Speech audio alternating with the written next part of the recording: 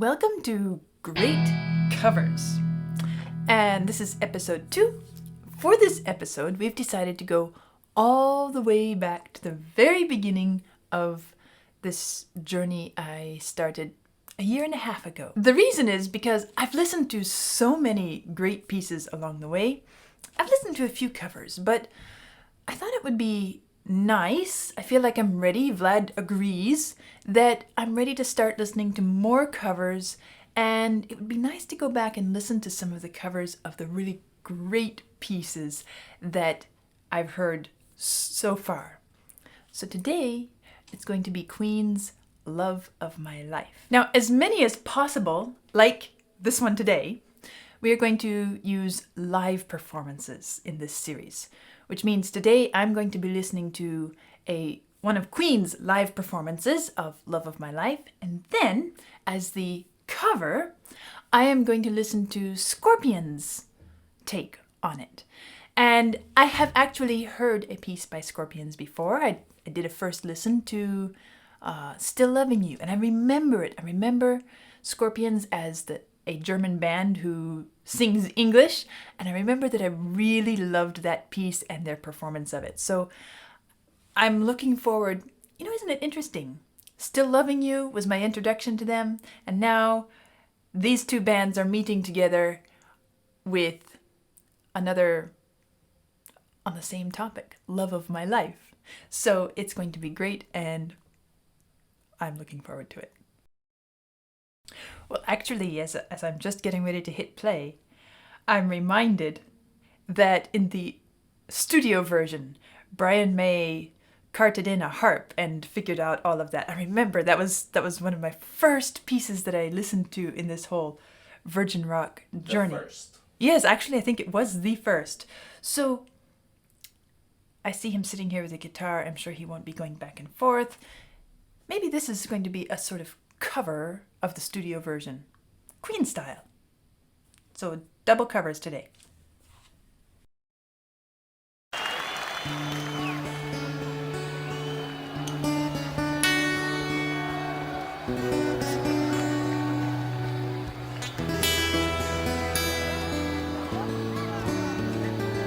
And this is a real acoustic guitar.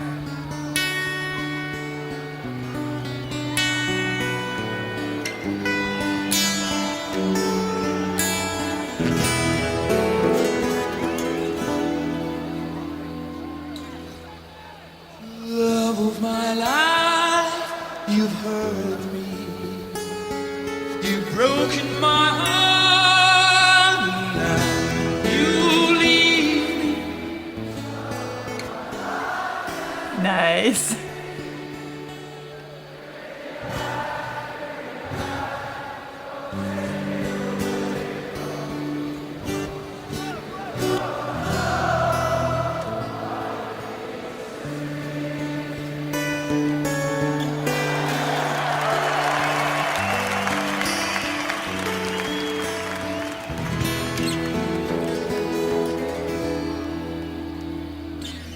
Really nice My guitar. life, don't leave me. You've stolen my love, you now desert me. Love of my life, can't you see? Bring it back, bring it back. Don't take it away from me, because you don't know what it means to me. You will remember when this is blown over and everything's on by the way. When I grow older, I will be there at your side to remind you how I still love you.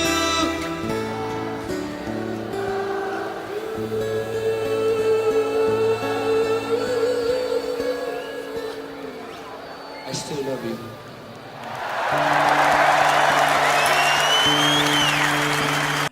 That was a bit of a surprise. Very nice. As I'm listening to this and comparing it to the studio version, which was my first exposure, and I have returned to that one many times just for enjoyment since then, just to listen to it. So it's really kind of embedded in my inner ear memory. And over time, as I have become more familiar with the studio version, I've kind of developed a slightly different interpretation of it than I first had. And that is that, to me, the studio version feels like almost an imagined difficulty. It almost feels like, well, the lyrics are saying, "You've hurt me," and "when this is blown over," and all of that. To me, the studio version almost feels like that's just all imaginary as a way of expressing an everlasting, abiding love. That's how I have come to perceive it. Now in this, it takes me back the other way a little bit. It feels more like an actual episode between the lovers, where some rough patches come up, something happened, but it clearly hasn't destroyed the affection, at least on this side. And then when he said, "I still love you," it suddenly gave it a completely different angle too. The performer's love for the audience, and the dynamic between those two. Well, as you know, I'm still going through the Wall series and looking at Roger Waters' relationship with the audience, which was not necessarily a loving relationship. And Queen's is much more affectionate, shall we say. So all these things coming together and bouncing around in my mind as I'm listening to this. I do enjoy this version, though. It's very sweet. There's something very immediate and present about it.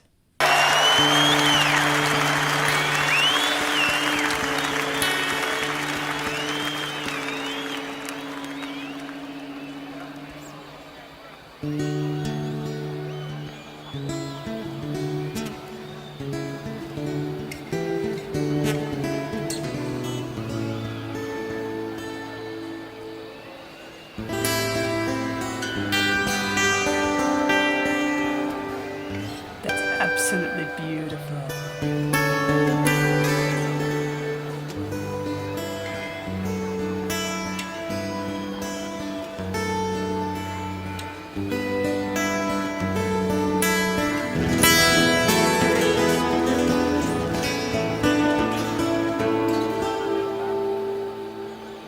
Oh, hurry back,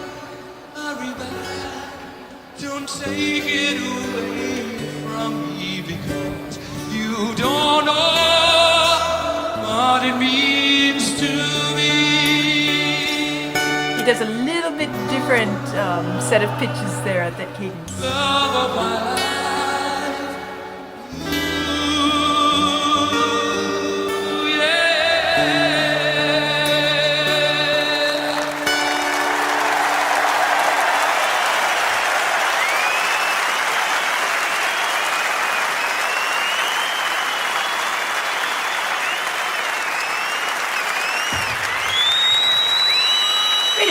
Wait a minute. Hold on. I just now at the end noticed his shirt. And I didn't notice it at the beginning. I thought, wait, did he change shirts in the middle of that? No, it's just I didn't pick it up the first time, the first half. What a lovely performance. And a couple other things stand out to me. First, of course, is his engagement with the audience and the way he involves the audience, which, coming back to this perspective of relationship between the audience and the performer. Is it really him singing to the audience, or is it him helping the audience sing to the performer? Well, and then that changes the love of my life. Which one has been hurtful, or which one has been absent, or something like that. It's kind of fun to play around with it. But of course, with live performances, especially if you are the composer, you take a lot of liberties and you are free to do as you please. And I noticed that as he's singing along, he changes a pitch here or there, especially at the cadence points. And the guitar solo, utterly beautiful, so simple and tender and well suited to the sentiment of the piece. And now I'm having a hard time deciding whether I like the studio version or this live version better. I guess I think they're both really special. And of course, this crowd is massive. Can't help but notice that. And I know many of you have told me that so many times. The crowds are massive. Yeah, this crowd is massive. Okay, well, let's now go on and listen to what the Scorpions have to do with this piece.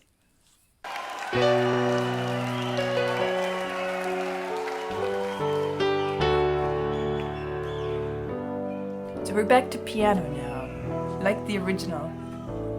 But this is not the piano like the original.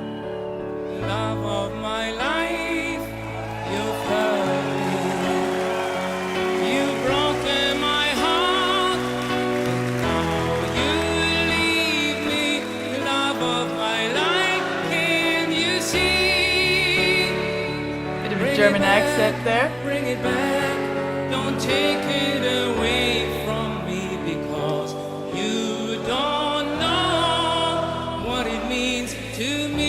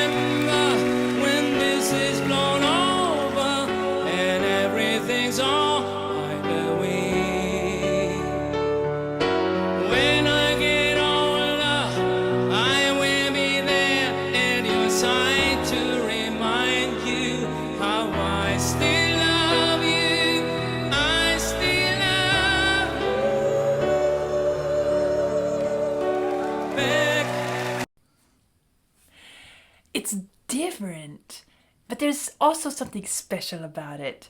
The voice is so different, and the way he handles the phrases is so different, you know? I noticed that Freddie is just always going for long, extended lines and carrying out a pitch for a long time, giving each note its full value and then some. And he also doesn't break the legato in the middle of a phrase very often at all. Now this one, it almost has a more folk quality to it because of the way he's singing. Because he's singing, he catches his breath in the middle of a line sometimes. He doesn't hold out the long notes quite so long. But there's something incredibly delicate, special about it. It is still tender. It is still sweet.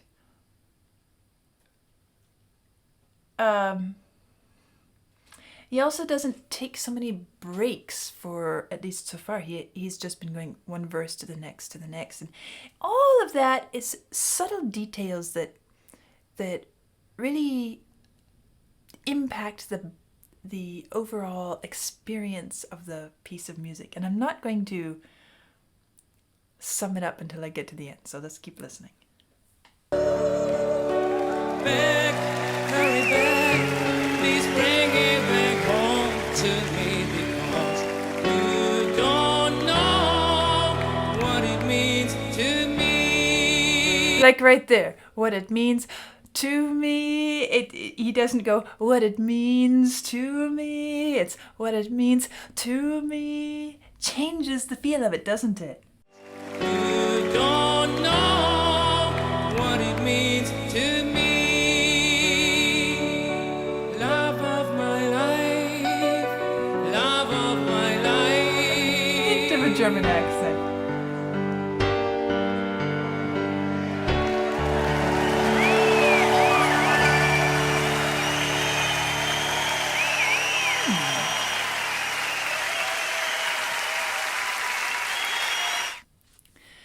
So, how do I feel about this one? Let me think for a minute. I guess I feel like it becomes, well, I just commented listening to Queen's live that it has a more immediate feel to it because of the intimacy that the guitar lends. But it still was very staged. This one feels incredibly personally intimate, direct, as if someone is singing straight to me. It's not a presentation of these sentiments on stage. It is simply you to me to you, sitting across from each other, looking in each other's eyes, and the expression is very natural and simple in that personal, intimate way. I think a good deal of that comes from the fact that he's not singing in such a theatrical manner. He's not singing with a lot of dramatic extended lines or colorful vibrato. He has a sort of natural vibrato in his voice, but it's simply natural, and his voice has a kind of special quality to it, doesn't it? It's even the German accent does something to it. A little bit, makes it a little bit, shall I say, rustic? A little bit, almost like an ordinary working man's expression to someone that he loves. The voice has a center, a point to it, which is very clear and beautiful. Even as he works around that, sometimes it softens a bit, sometimes it changes the tonal color a bit, but still it always has this point, which is, I could say, a bit more well, this is maybe a funny way to describe it. A bit more lemony, a little bit more acidic than the smooth butter of Freddie's voice. And maybe that sounds ridiculous, but I think you get what I'm saying. Really a lovely performance, a lovely interpretation of it. And talking about interpretation, I feel like this is a great example of how to convey something meaningful doesn't always require, in fact, rarely requires theatrics and flamboyance. The thing that I find incredible about Freddie's and Queen's performances is that they managed to make it feel personal and meaningful in spite of all the drama that they bring to it. It's very easy for drama to make something feel artificial. But here is an entirely different take, where there's no drama at all. It's simply a piano and a singer. Well, on that note, I have to say that at the beginning, I don't know the faces. So I saw the pianist, and I thought it was Klaus. I thought it was the singer. I guess because I understand that Freddie played and sang himself, and so I thought, okay, singer playing the piano. But here it's actually two different performers, and they're working together The piano is simply supporting the voice. It's a nice piano part, very different from the original studio version, which, if you remember from my first listen, struck me as being very Mozartian, very classical, even in the piano tone. This is fuller, warmer. It has a more modern roundness to the sound, which is interesting to think about because I've just commented about how the voice has a more acidic point, whereas the piano now has greater roundness and fullness. So it's kind of flipped on its head, rather than the piano in the studio version being the pointy, brassy sound, and the Freddie's voice being the smooth, buttery, lyrical lines. Now, it's different. The piano brings the warmth. The voice brings the acidity and the edge that's needed to really carry it. And it kind of cuts straight to your heart, doesn't it? And makes you sit there and think, well, if this person were singing straight to me, I'd have a hard time resisting, right? There's something so immediate about it. And you could imagine your own lover, whoever that is, singing it to you. And it feels very much, very personal in that way. Lovely. Well, there we have Queen and Scorpions gathering around the same piece of music and each doing a beautiful, beautiful job handling and manipulating. Well, are they handling it, or are they producing it in the moment? They're producing it in the moment.